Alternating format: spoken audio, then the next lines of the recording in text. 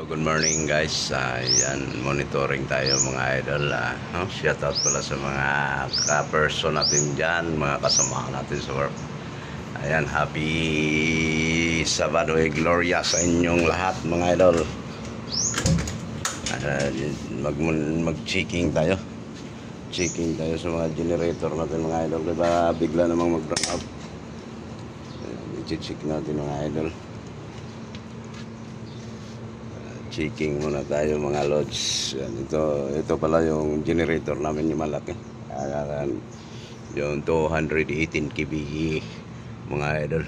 Check natin yung yung gamit pala namin ito mga idol ay coolant. Hindi pala yung tubig to mga idol, nga ordinaryong tubig nga galing sa faucet mga idol. Ito ay coolant. Yan, coolant ang gamit natin mga idol. Yan ang laman ng radiator natin mga idol. Ayan na, napakalaking makina nito mga idol. Nakita mo ninyo yan. Itong injector niya mga idol. Ayan, kailangan monitor natin yung mga hose niya. Ito sa supply. Yung sa supply ito. Ito supply niya mga idol. Then ito yung return niya. Yan. Bypass, pag umaandar lang siya mga idol, paikot-ikot na lang yung diesel niya dyan, dito papunta dyan, papunta doon sa glow plug niya. Alright, yan, ganito mga idol. Yan, kailangan lagi ikukuhaan na laging kondisyon mga idol. Ito ang fuel pump niya, kailangan bumbahin mo to idol.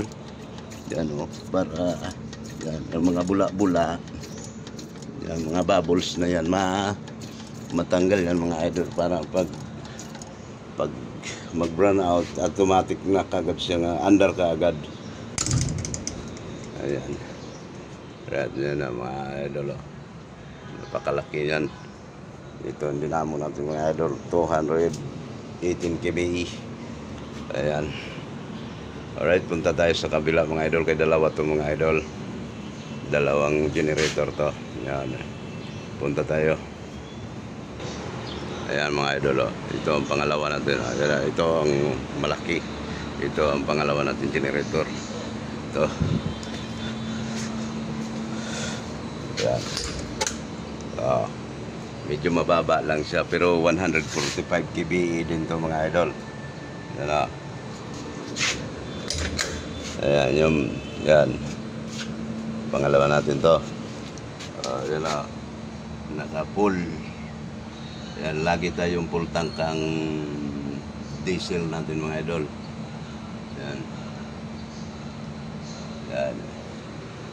Pagkakaiba niya dito rin yung ang supply niya dito, nanggagaling dito sa fuel filter papunta dito, papuntang injector, din itatapon din ng injector bypass. Ito papunta dito mga idol. Kailangan lagi nating i-check yan kung baka may singaw.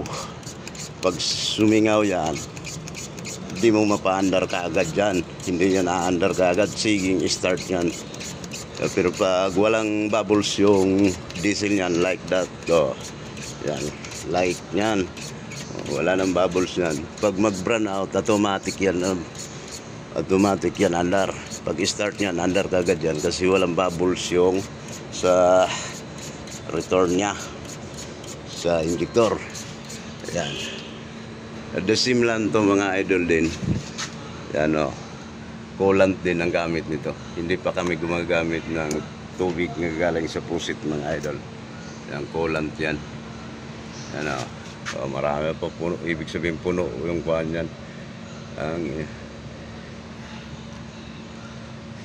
Yan, radiator niyan puno, kaya nandyan pa ang coolant to. Yan o. Ayan, puno yan mga idol.